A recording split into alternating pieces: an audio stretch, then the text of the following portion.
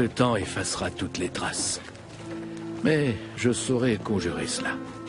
Moi seul d'ailleurs, puis accomplir pareille mission. Il a été pour moi un bienfaiteur et un ami. Il est de mon devoir sacré, en hommage à ce grand homme, de ne pas le laisser sombrer dans l'oubli.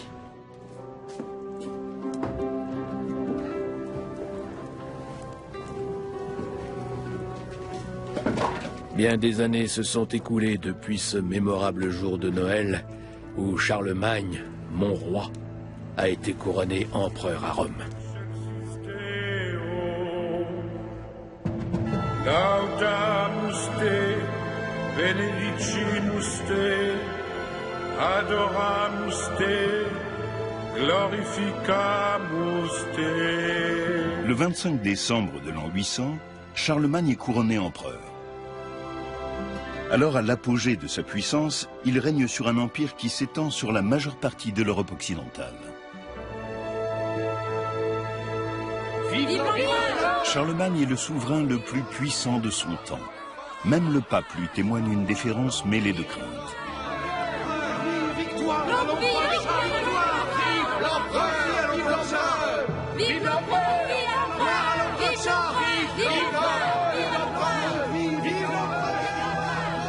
Un seul homme est à même de conter l'histoire de Charlemagne, son ancien compagnon de route, Éginard, l'un des plus illustres érudits de son temps. Maître Éginard, pardonnez-moi mon retard. L'heure n'a aucun sens pour toi.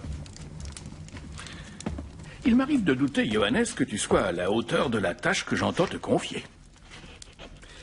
J'entreprends le projet de relater en aussi peu de mots qu'il sera possible la vie privée ainsi que la vie publique et bien évidemment les hauts faits de notre très remarquable Charles, roi des Francs et empereur. Durant les 20 années passées à la cour à son service, j'ai pu gagner sa confiance et j'ai appris à garder ses secrets. Retiens bien ceci. Tout ce qui ne sera pas consigné par écrit, tu devras absolument le garder pour toi. Oui, maître Éginard.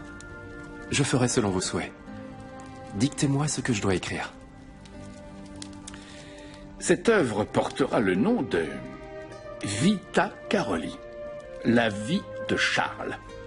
Bien des années après la mort de Charlemagne, le lettré Éginard rédige en sa mémoire la plus célèbre biographie royale du Moyen-Âge.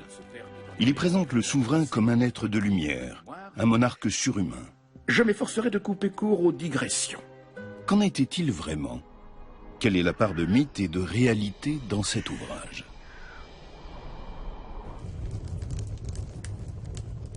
L'histoire débute en des temps troublés.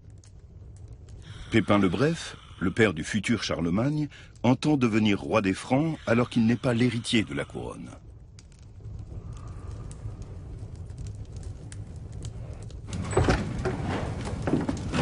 Le jour se lève, Seigneur. Vous aurez veillé toute la nuit.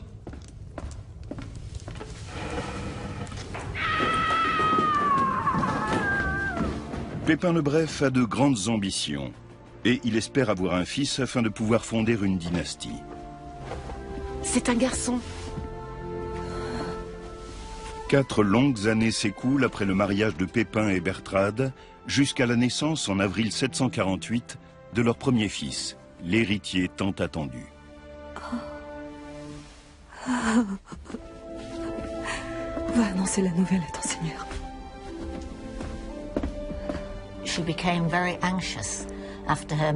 Après son mariage, Bertrade était très inquiète à l'idée de ne pas avoir d'enfant. Son statut, et surtout celui de son époux, dépendait de la naissance d'un fils. On dit qu'elle priait désespérément pour être enceinte. Puis elle a donné naissance à Charles. J'imagine qu'à ce moment-là, elle a dû ressentir un formidable sentiment de soulagement. Seigneur, c'est un garçon adorable, en pleine santé. L'avenir des Francs est en marche à présent. Mon fils sera baptisé du nom de Charles en l'honneur de mon père. Je suis sûr qu'il sera un grand homme. Que Dieu bénisse le futur roi des Francs. Le royaume des Francs, composé d'une multitude de principautés, est régi depuis des générations par les Mérovingiens.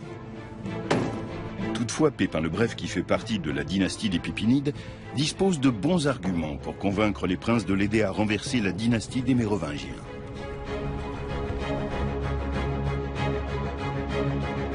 Pépin le Bref cherche à étendre son royaume. Sous la dynastie des Mérovingiens, les Francs ont conquis de nombreux territoires. Des parties de la France actuelle viennent s'ajouter aux régions de colonisation originelles situées sur les rives du Rhin et de la Moselle. En l'espace de 3 siècles, le royaume des Francs devient ainsi une grande puissance d'Europe centrale.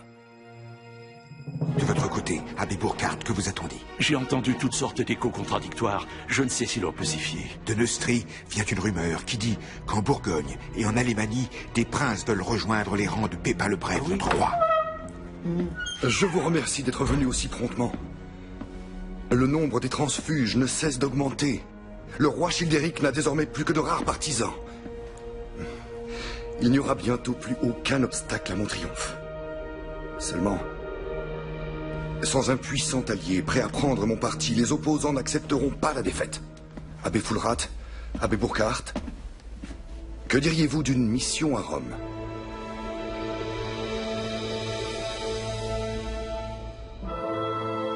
Pépin le Bref compte obtenir l'appui et la bénédiction du souverain pontife pour déposer le roi Childéric III. Mon brave abbé Fulrad, abbé Burkhard, je dois vous annoncer qu'après mûre réflexion, j'ai arrêté pour l'avenir du royaume franc une décision. Mieux vaut que la royauté revienne à celui qui possède le pouvoir, plutôt qu'à celui à qui ne subsiste plus guère d'autorité. Aussi, en vertu du pouvoir apostolique, le maire du palais Pépin sera fait roi des Francs. Votre sainteté, cette décision prise dans l'intérêt des Francs ne saurait vous desservir. Le pape était devenu pour les Francs eux-mêmes une autorité d'une visibilité sans précédent. Il semble que Pépin le Bref ait éprouvé la nécessité de trouver en dehors de la noblesse et de l'épiscopat franc une instance pour légitimer et affermir ses ambitions politiques. Il n'avait guère d'autre choix que de se tourner vers le pape. Ainsi fut fait selon les ordres du pontife romain et le père de Charles, Pépin, fut élevé au rang de nouveau roi des Francs. Quant au dernier souverain mérovingien, Pépin lui fit raser la tête et il lui imposa de finir ses jours cloîtré dans un monastère. Retourne donc à ton pupitre, Johannes. Cela faisait longtemps que les rois mérovingiens n'exerçaient plus le pouvoir. Ils n'avaient plus de roi que le nom. Ils arboraient fièrement le cheveu flottant et la barbe longue, et une fois sur le trône, ils jouaient à gouverner. Pépin allait continuer à procéder avec une grande habileté. Il fit la promesse au pape de défendre Rome contre tous ceux qui la menaceraient. Il prit ainsi le rôle de protecteur de l'Église. En contrepartie, Pépin reçut, ainsi que son fils Charles et son deuxième fils, qu'il nomma Carloman, l'onction papale qui sacre les rois.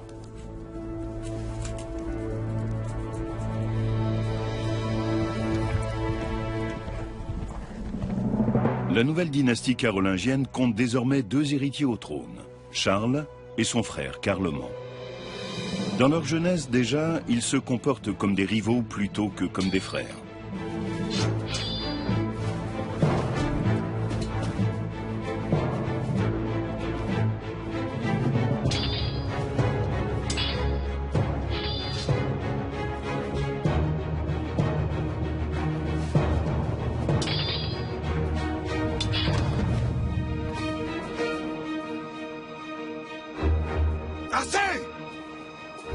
Cessez immédiatement!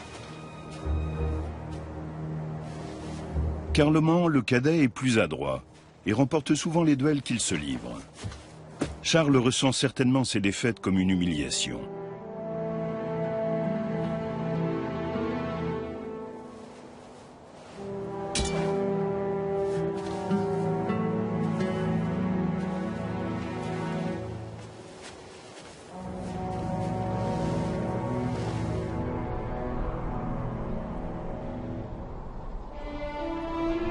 Je vous ai convoqué afin que vous soyez témoins de mes dernières volontés. Je veux partager équitablement le royaume franc entre mes deux fils. Je vous en conjure, soyez-leur aussi fidèles qu'à moi. Accordez-leur votre loyauté.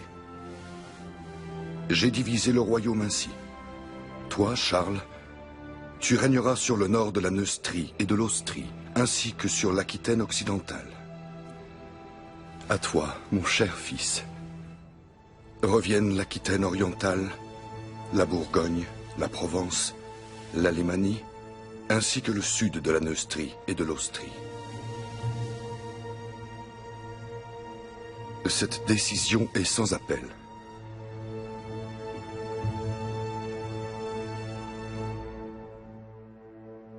De prime abord, le partage du royaume semble équitable. Pourtant, Charles se sent lésé. Son royaume s'étire en arc de cercle autour de celui de son frère, et il doit donc effectuer des déplacements nettement plus longs pour se rendre d'une région à l'autre. La répartition voulue par Pépin est assez bizarre, puisque le partage n'est pas cohérent géographiquement. Les territoires de Charlemagne entourent les territoires de Carloman. Ils ont eu chacun une partie de l'Aquitaine. L'Aquitaine était depuis les temps mérovingiens une région très prisée. Ce partage très bizarre avait certainement aussi pour raison d'être de forcer ses fils à s'entendre, ce qu'ils n'ont pas su faire, ce qu'ils n'ont pas voulu faire. Il y a certainement une rivalité pour le pouvoir suprême. La basilique de Saint-Denis abrite la nécropole de nombreux souverains francs et français depuis Dagobert Ier. Sous ces gisants de marbre blanc reposent côte à côte Pépin le Bref et son épouse Bertrade.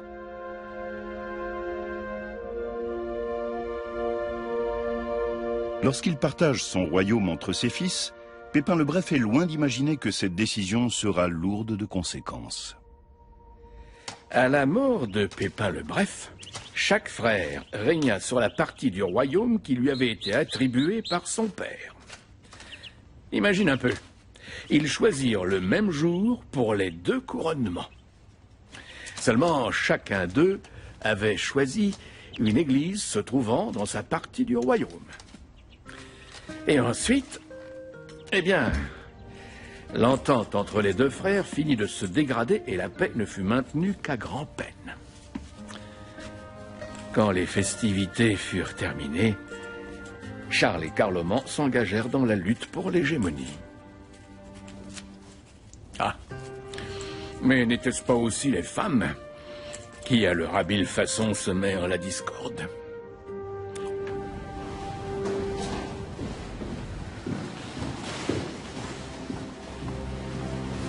Ton père aurait approuvé.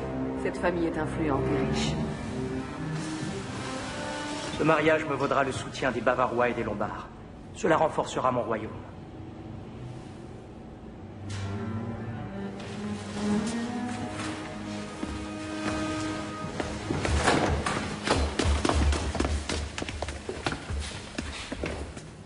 Je vous donnerai vite des nouvelles. Que Dieu te bénisse, mon fils.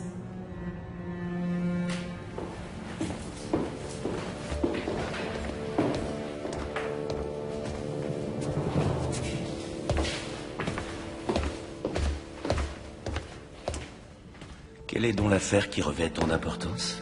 Quelle force mon frère à nous rendre visite? Ne sois pas si hostile, Charles. Et réfléchis bien à ceci.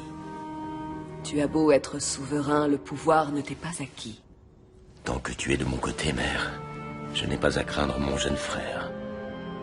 Je te soutiendrai toujours, mon fils aimé, tu le sais bien. Mais ne sous-estime pas ton frère. Il a des alliés puissants. Les relations entre princes étaient souvent complexes et tendues. Dans le cas de Charlemagne et Carloman, c'était indéniable. Peut-être était-ce dû au lien particulier de Bertrade avec son fils aîné.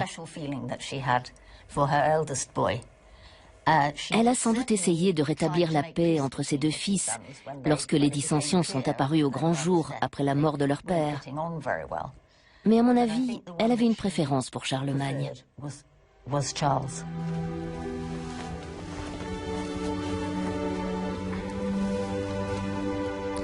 Mon cher roi, ne crois-tu pas qu'un héritier viendrait à point nommé? Quelle infamie si, dans ce domaine, ton frère venait à te devancer. J'ai une nouvelle qui peut t'intéresser. J'ai surpris une conversation dans laquelle Carloman disait qu'il aurait bientôt une épouse.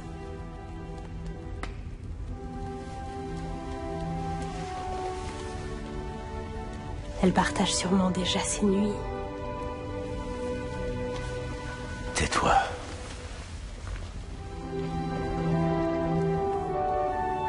Tu n'as aucune inquiétude à te faire à ce sujet.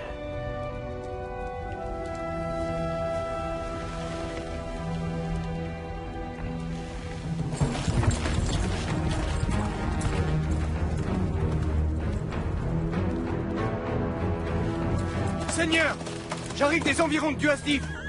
Aucune trace de l'armée de votre frère, nulle part. Ma monture!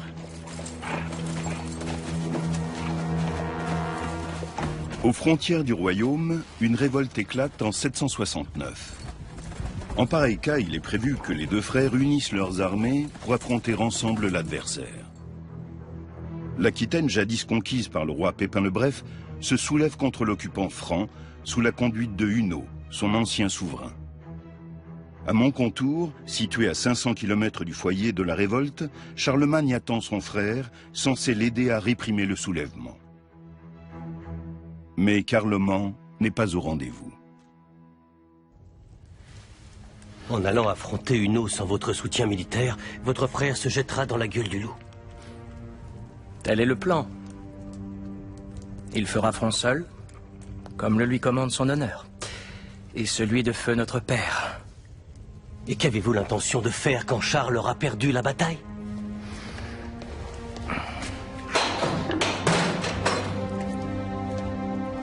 Quelle noble visite.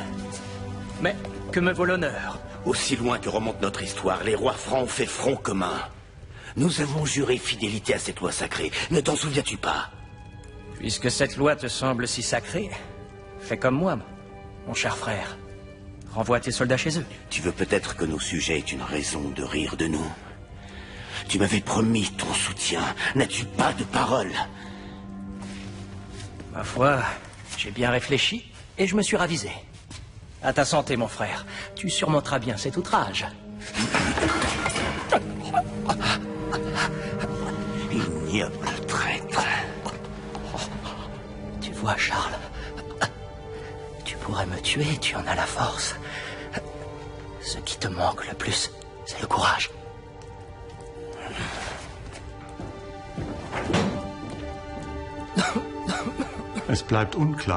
Les raisons de la défection de Carloman restent obscures. Avait-il l'intention de placer son frère en position délicate? Avait-il scellé une alliance avec les Aquitains? Peut-être de vieilles hostilités opposaient-elles encore les deux frères. Quoi qu'il en soit, les sources existantes ne sont pas claires à ce sujet. Ce qui est certain en revanche, c'est qu'à la suite de cette discorde, Charlemagne a dû faire front tout seul. Charlemagne tombe dans le piège tendu par son frère. S'il renonce au combat, ce sera un aveu de faiblesse de sa part.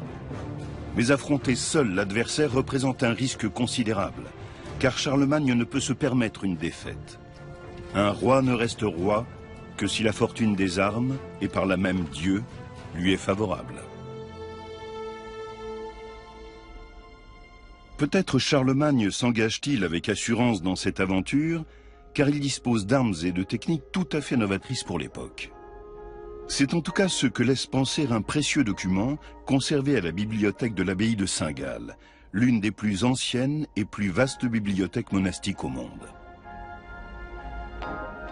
Cette magnifique salle de style baroque abrite notamment un manuscrit de l'époque carolingienne, le Psautier d'or, un précieux ouvrage enluminé.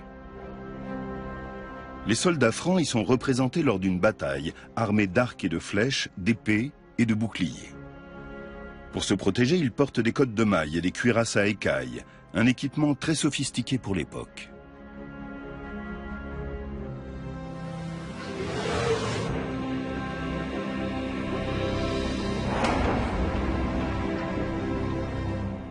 L'armée de Charlemagne était extrêmement bien équipée. Et surtout, ce que l'ennemi voyait en premier, c'était les guerriers en armure, qui étaient terrifiants. Une équipe de chercheurs va réaliser une expérience afin de déterminer la vitesse et la force de pénétration d'une flèche au moment où elle frappe une armure. À cette fin, la flèche sera filmée au moyen d'une caméra à haute vitesse. Un buste en savon, dont la densité est comparable à celle du corps humain, fait office de mannequin. Le tireur est placé à 10 mètres de sa cible.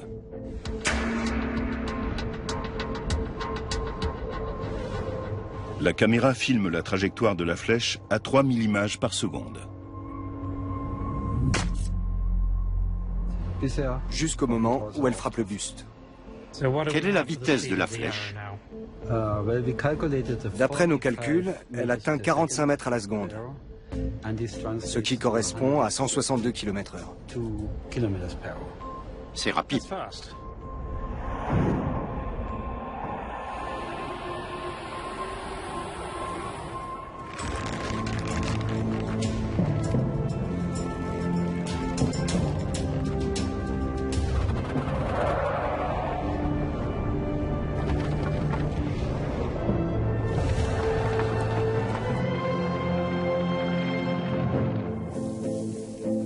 Quelle protection offrent aux soldats les cottes de mailles et les cuirasses Zaïkai?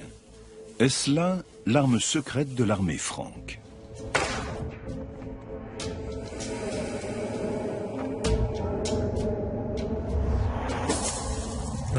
La cotte de maille était la protection la plus répandue à l'époque. Elle était constituée d'anneaux métalliques entrecroisés.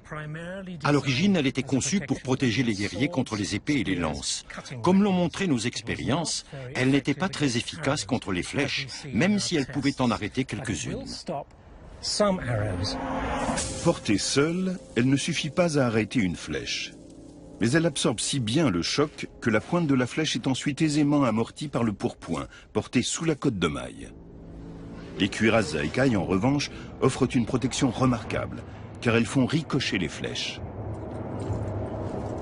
L'armée de Charlemagne, organisée en colonnes sur plusieurs rangs, s'engage en territoire aquitain.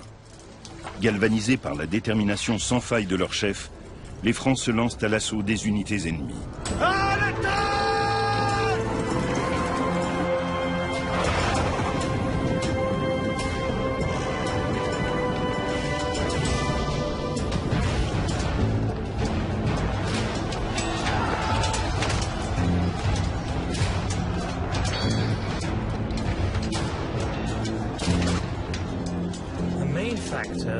Les succès militaires de Charlemagne ont été rendus possibles avant tout grâce à l'argent. L'économie du royaume était en plein essor et disposait d'une forme primitive d'industrie qui produisait de très grandes quantités d'armes et d'armures.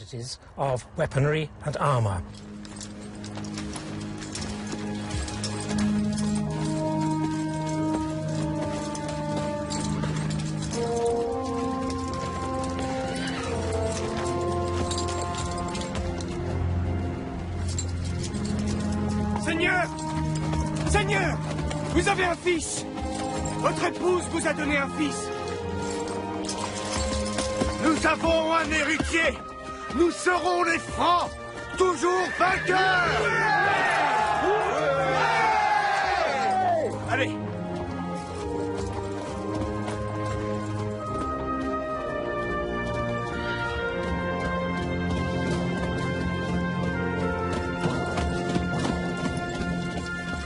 À l'issue de cette victoire, Charlemagne se déclare seul souverain d'Aquitaine.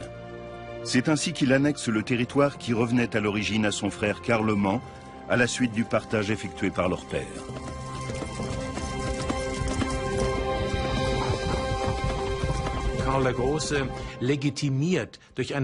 Grâce au succès de cette campagne, Charlemagne légitime son pouvoir. Il s'impose auprès de ses hommes comme un chef de guerre capable de vaincre. C'est un gage de légitimité qui conforte sa stature royale. Carloman le cadet n'avait peut-être pas envisagé qu'il serait éclipsé en cas de victoire de son frère. Avec le recul, on peut estimer que Carloman aurait sans doute mieux fait d'aider son frère à rétablir la paix en Aquitaine. Charles donna à son fils le nom de son père, Pépin.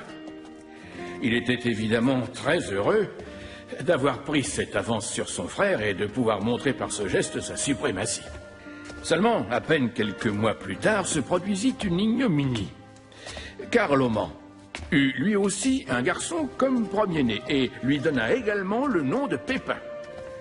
C'était une grave provocation envers son aîné. Il faut savoir que durant tout ce temps, Charles a enduré la jalousie et l'hostilité de son frère avec une telle patience que cela finit par attirer l'attention. Ouais, beaucoup de personnes s'attendaient à le voir en colère et ne comprenaient pas qu'il puisse garder son calme. Il ne rendait de compte à quiconque, il réglait ses affaires à sa manière. Jusqu'au jour où il devint clair que sa mère Bertrade s'était également mise en tête de régler ses affaires, mais à sa manière à elle.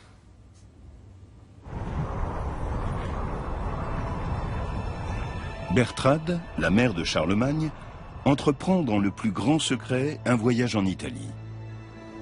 Son but, Pavie, où se trouve le palais de Didier, le roi des Lombards. Bertrade entend forger une alliance avec l'ancien ennemi des Francs et asseoir ainsi le pouvoir de Charlemagne. Les sources nous livrent peu d'informations sur le rôle des femmes à cette époque. Dans le cas de Bertrade, on constate néanmoins qu'elle impose une domination inhabituelle et que c'est elle qui tire les ficelles dans le domaine politique. Honorable Bertrade.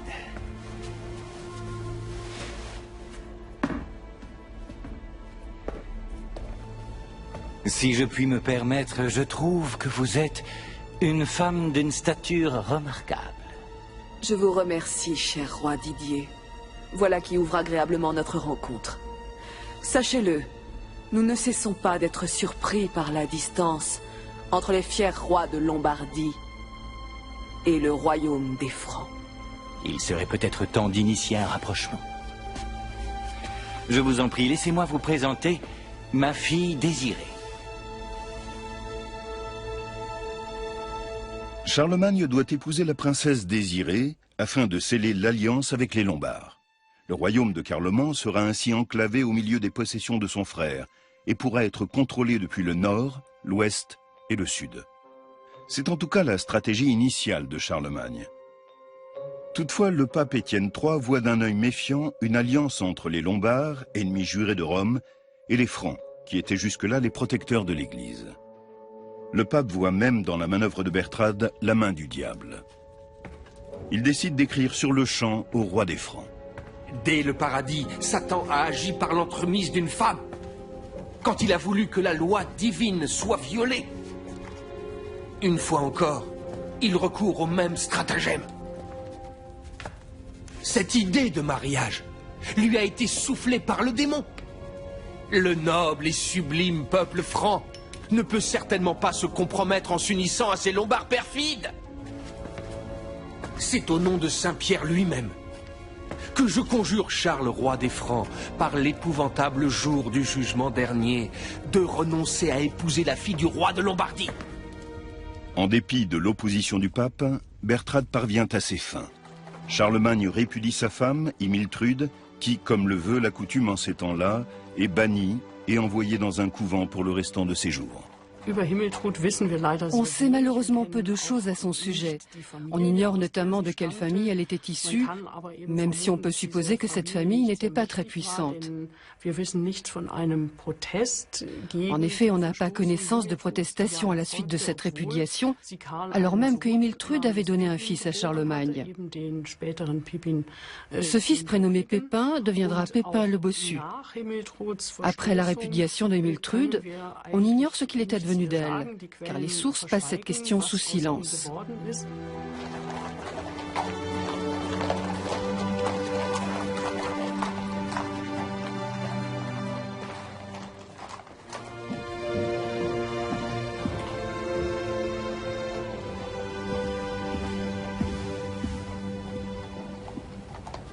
Charles, ta fiancée a fait un long voyage.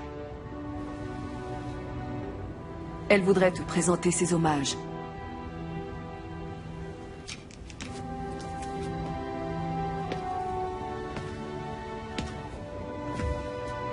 J'espère que vous avez fait bonne route.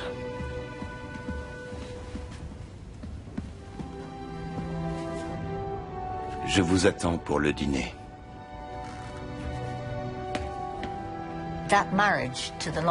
Ce mariage avec la princesse lombarde promettait d'être utile. Le roi des Lombards avait marié toutes ses filles à de puissants souverains, et Charlemagne s'est en quelque sorte introduit dans ce maillage de pouvoir déjà en place. Carloman décide alors de prendre l'initiative.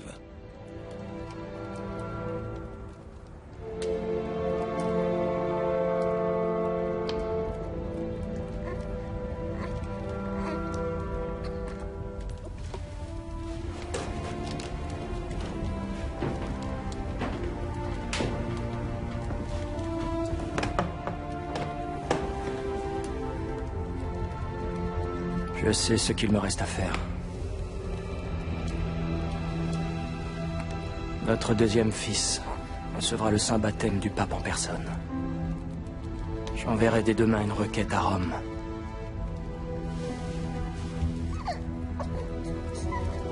Il n'y a aucune raison que sa sainteté n'y consente pas. Vous pourrez sceller une nouvelle alliance puissante.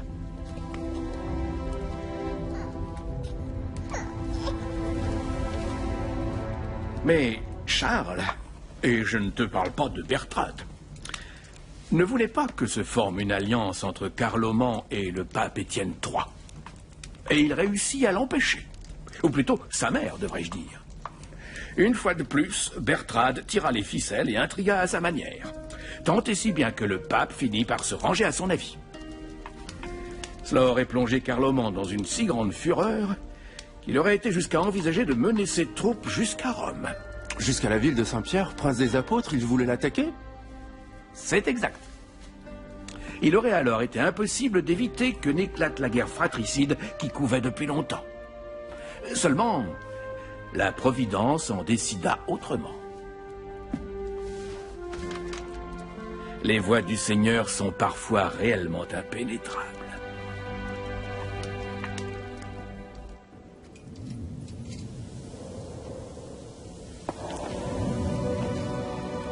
C'est le destin qui empêchera une guerre fratricide.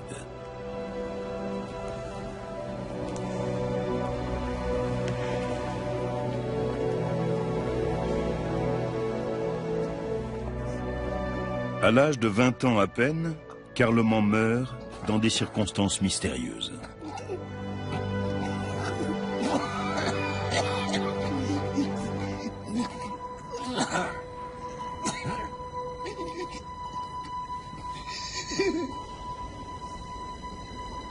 La mort de ce frère détesté ouvre à Charlemagne des perspectives insoupçonnées.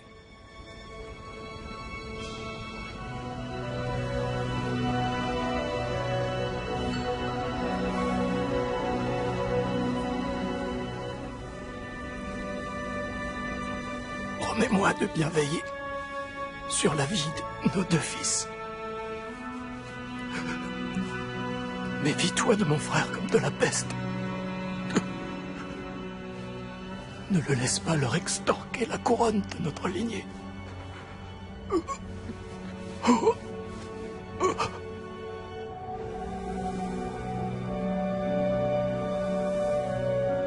Charlemagne se proclame bientôt seul monarque du royaume franc.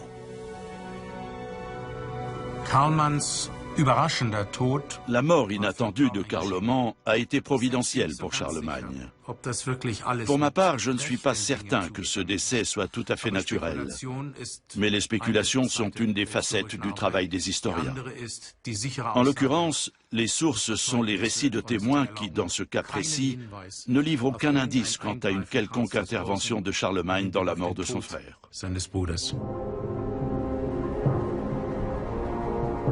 Gerberge, la veuve de Carloman, met en œuvre un plan audacieux.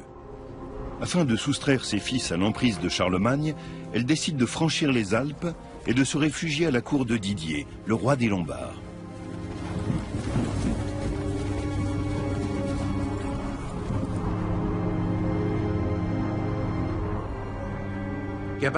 Gerberge s'est enfuie en Italie, car elle espérait sans doute que la protection des Lombards lui permettrait d'échapper à son beau-frère, dont la puissance ne cessait de croître.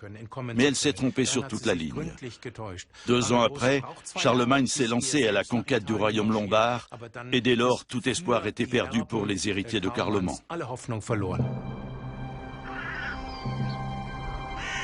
Pour l'épouse de Charlemagne aussi, les jours à la cour sont comptés.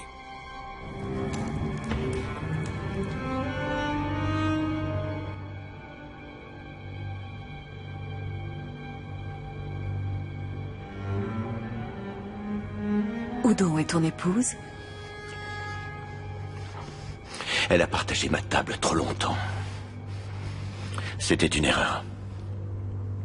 Je n'aurais jamais dû accepter ce mariage. Ta belle famille constitue un allié de choix. Elle nous apporte sa puissance. Que signifie cette attitude? Elle signifie que moi, Charles, roi de tous les Francs, prendrai désormais seul toutes les décisions importantes. Et que ta Lombarde va s'en aller retrouver son peuple infect. Charlemagne a renoué avec la politique de son père et s'est détourné de celle de sa mère. Mais nous ignorons quelle a été au juste son opinion à ce sujet jusqu'en 771. Ce n'est qu'à la mort de son frère Carloman, événement qui a bouleversé la donne, qu'il a disposé d'une nouvelle marge de manœuvre. Mais ne mesures-tu donc pas les conséquences de ton geste? Tu veux déclencher une guerre? Ça ne me fera pas reculer. Mon père ne s'est-il pas battu contre les Lombards parce que le pape réclamait son soutien? Ces temps-là sont révolus. L'heure n'est plus à la guerre. Elle est aux alliances. C'est là que tu te trompes. Quelle raison a poussé ma belle-sœur à fuir chez le roi Didier, à ton avis? Elle va lui demander son soutien. Elle est partie dans l'espoir qu'il l'aidera à faire couronner ses fils à mon insu. Je ne pense pas que ta belle-sœur ait ce dessein. La guerre, mère, est engagée depuis longtemps. Et cette fois, tu n'as plus voix au chapitre.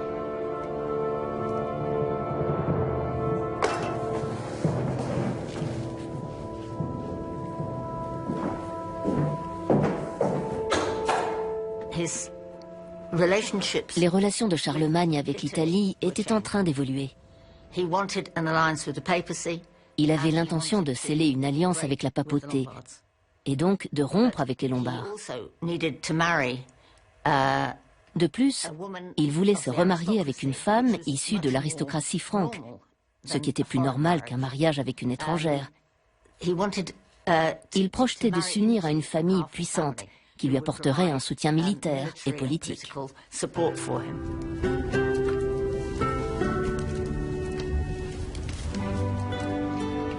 Charlemagne, qui a depuis longtemps renvoyé Désiré chez son père, roi des Lombards, épouse alors Hildegarde, la fille d'un comte de la noblesse alémanique. Au cours des 11 années suivantes, elle lui donnera 9 enfants.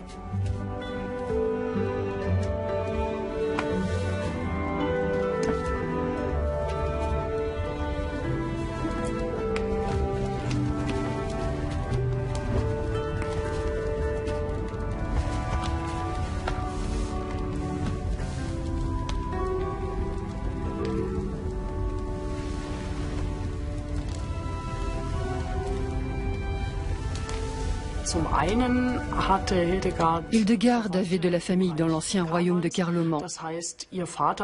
Son père est ainsi devenu un soutien majeur pour Charlemagne dans cette partie du royaume.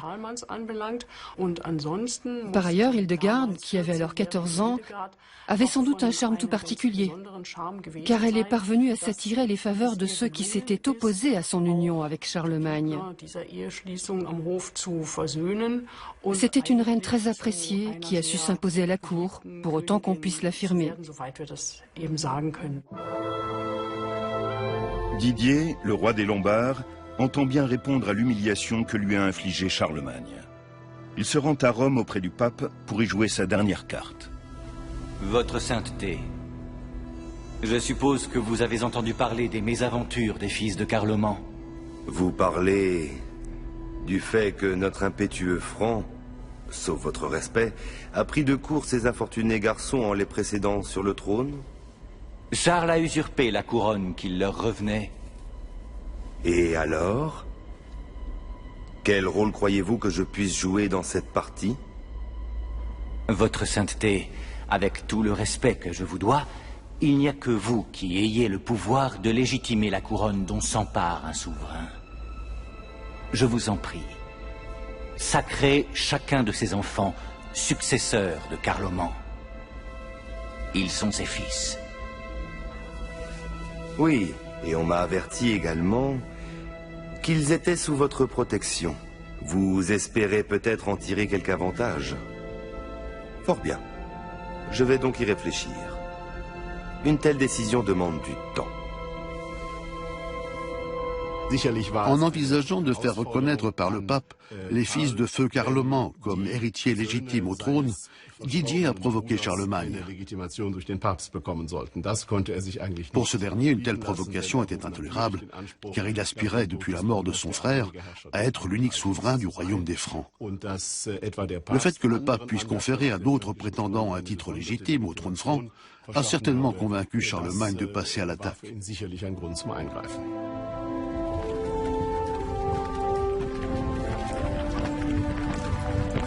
Au mois de mai 772, la guerre contre les Lombards semble inévitable.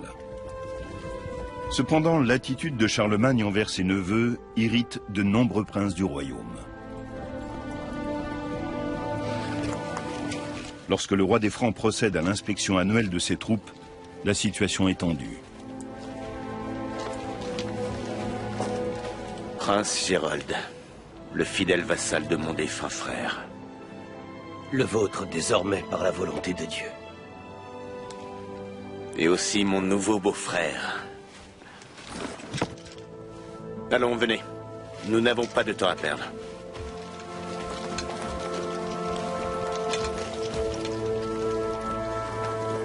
Je remarque des absences dans nos rangs. Cela me peine. Je déplore de voir des princes francs refuser leur loyauté à leur propre souverain et donner leur approbation à un Lombard qui nous déteste. Mais laissons pour l'heure un répit aux Lombards.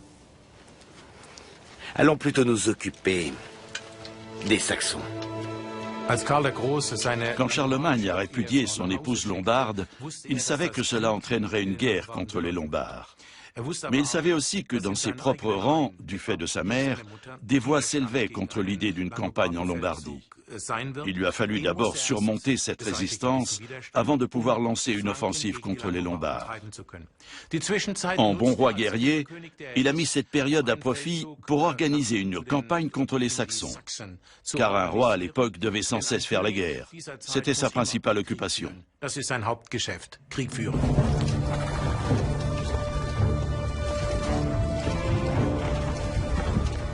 Pépin le Bref, le père de Charlemagne, a lui aussi combattu les Saxons en son temps.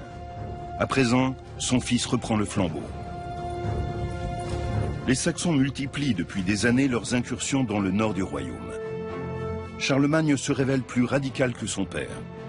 En 772, il prend la décision de franchir la Weser pour pénétrer au cœur du territoire saxon. Faisant preuve d'une violence sans précédent, ses armées vont mettre à feu et à sang les villages de l'adversaire.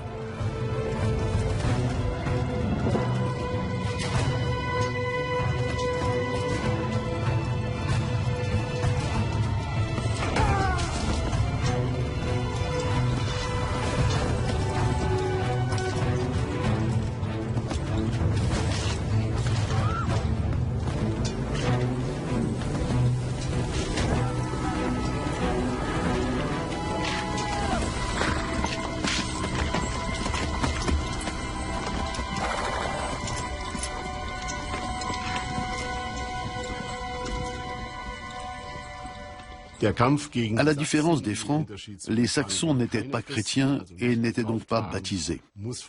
Dès le départ, cette guerre avait un aspect religieux. Le paganisme était une composante de l'identité politique et ethnique des Saxons, et il fallait l'anéantir si l'on voulait soumettre ce peuple. Pour Charlemagne, l'assujettissement militaire et la christianisation de la Saxe étaient indissociables. C'étaient les deux faces d'une même médaille. Qui étaient au juste les Saxons? Comment et où vivaient-ils? Dans le massif de l'Egegebirge, en Rhénanie-Westphalie, se trouve une curiosité naturelle, les Externsteine, d'imposants rochers qui auraient été un lieu de culte saxon. Jadis, les païens de Germanie honoraient leur divinité en sacrifiant des animaux. Mais ces cavernes ont-elles été utilisées par les Saxons du temps de Charlemagne? C'est l'hypothèse que cherche à vérifier le physicien Clemens Voda. À cet endroit, ça paraît bien. On va percer exactement là où la coloration est forte.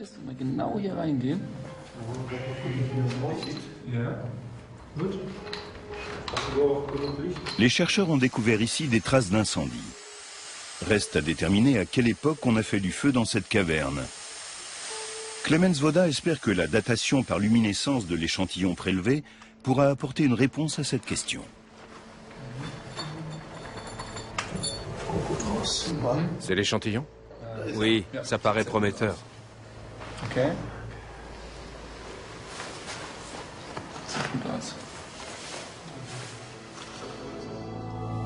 Il existe peu de documents relatifs aux rituels religieux des Saxons.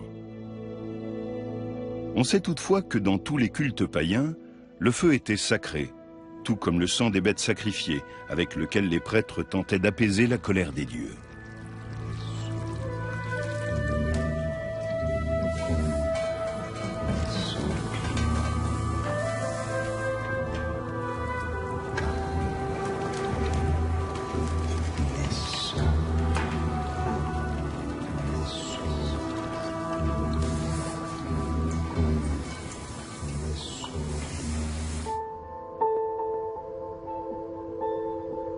Clemens Voda établit une datation de l'échantillon grâce à la technique de luminescence par stimulation optique. Les scientifiques déterminent de cette manière le dernier réchauffement des grains de quartz contenus dans la roche. Ces analyses demandent de longues journées de préparation et de mesure.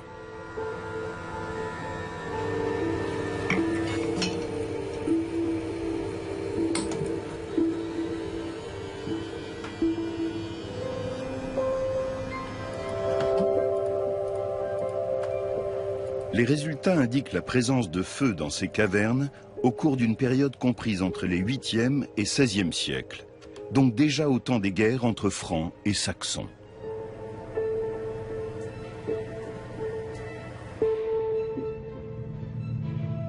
En l'absence d'autres indications archéologiques, il est impossible de déterminer s'il s'agissait effectivement de feux rituels. Dans les environs, d'autres éléments indiquent l'importance toute particulière du site. Du temps de Charlemagne, c'est ici que s'élevait le légendaire Irminsul, le sanctuaire le plus important des Saxons. Ce frêne immense était leur arbre sacré. Surnommé l'arbre-monde, il soutenait, dit-on, la voûte céleste. Au XVIe siècle, un bas-relief chrétien figurant une descente de croix vient orner la paroi extérieure de la grotte principale. Un détail insolite saute aux yeux des observateurs. Il s'agit de la représentation d'une ramification comparable aux descriptions d'Irminsul qui sont parvenues jusqu'à nous.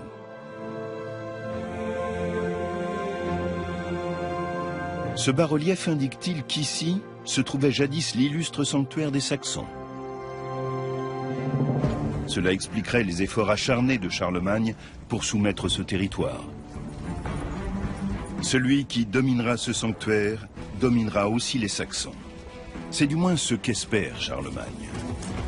Mais il ignore qu'il lui faudra livrer un combat de plusieurs décennies pour parvenir à ses fins.